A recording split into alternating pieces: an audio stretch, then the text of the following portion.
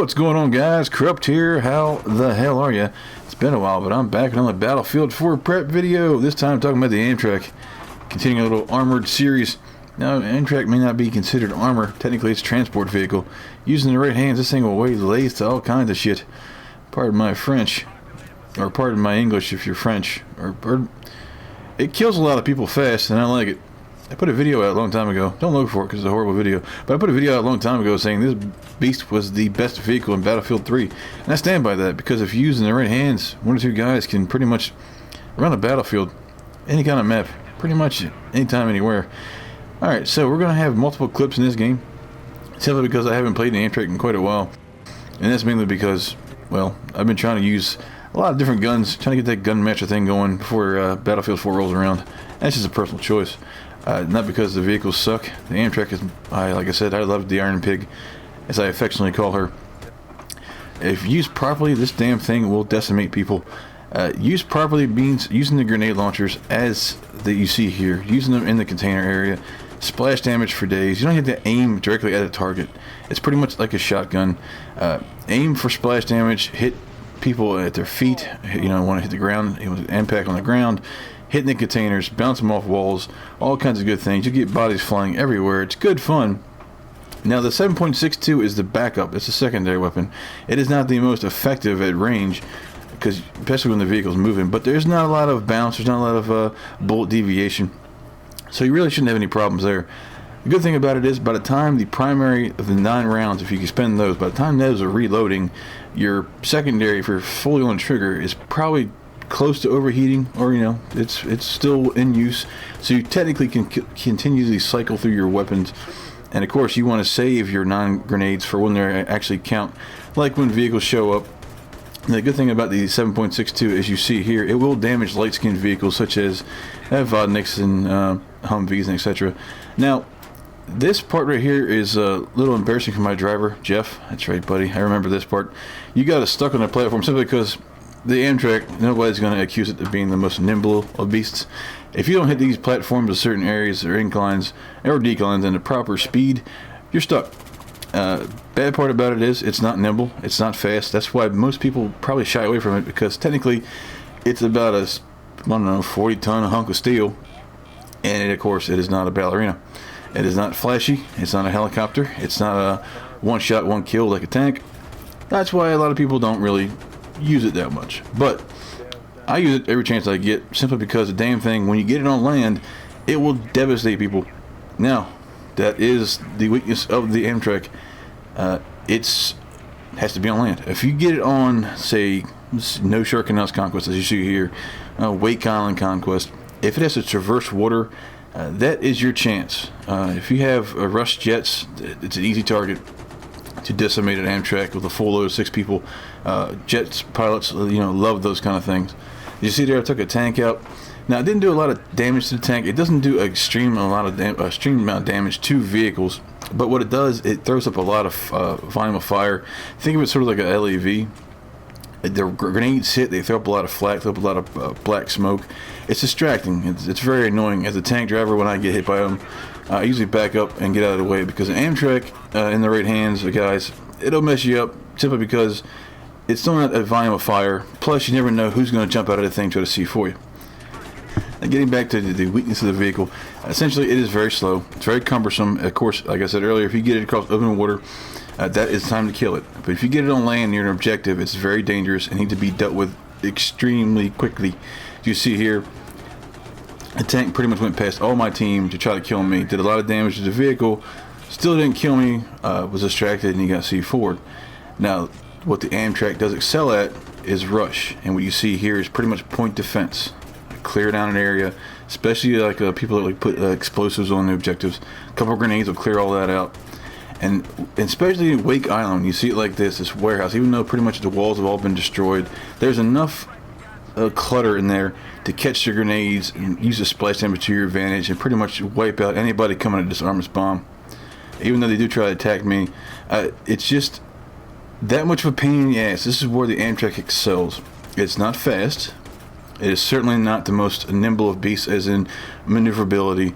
It's not going to take out any air threats unless they're really low.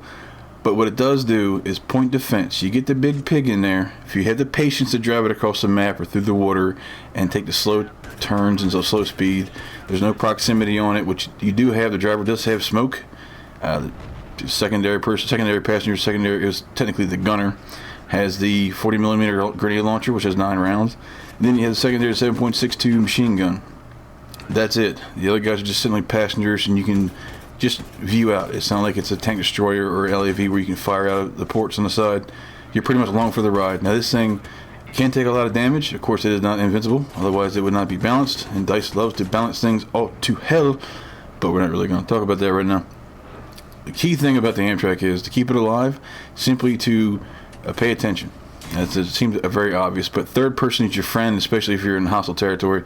When you're on points like that, when you're on Wake Island, right on the bomb, those guys pretty much focus on disarming the objective, and you really can get away with being less aware, if you can say that. It's pretty much a sin to do that in Battlefield, but at that point, they need to worry about other things besides you. It's pretty fun to show you guys these clips of all these kills, and it's not that hard to do. It's just not really like showing off some kind of learned skill that takes a long time to acquire. This can be done pretty much day one. There's no unlocks on this vehicle. It is a transport vehicle. What you see is what you get. No special unlocks, no DLC, no premium. Also, the AMTRAC is, of course, offensive beast. That's why I'm showing you the clips. It's fun to show kills, etc., etc. But its greatest strength is it's a non-stealable mobile spawn point.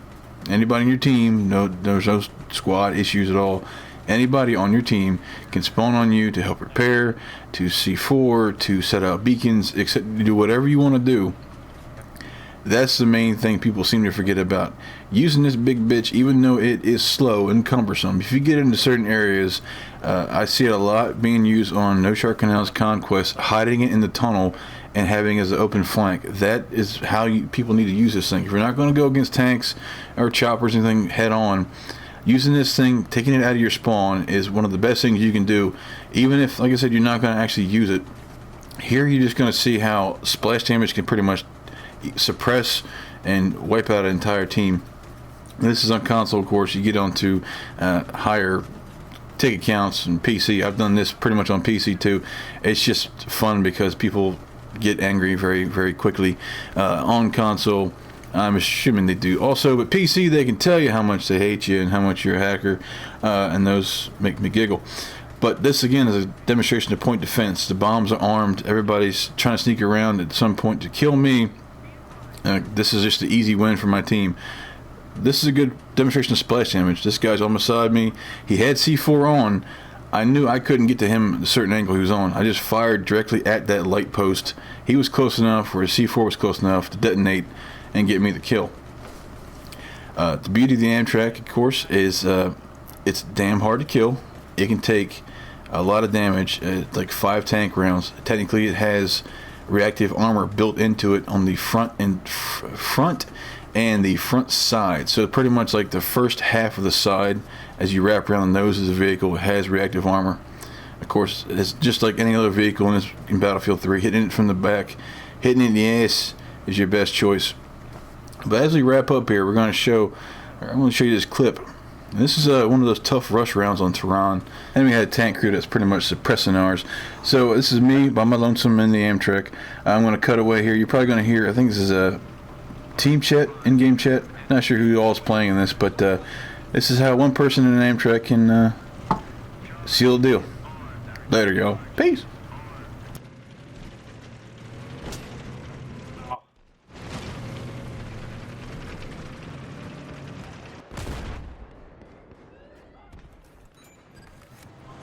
Charge has been armed.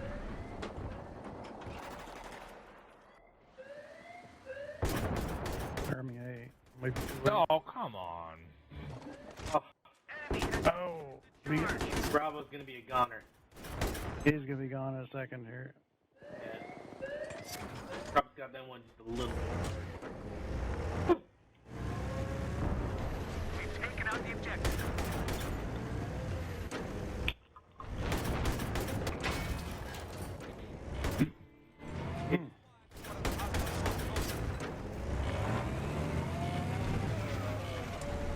That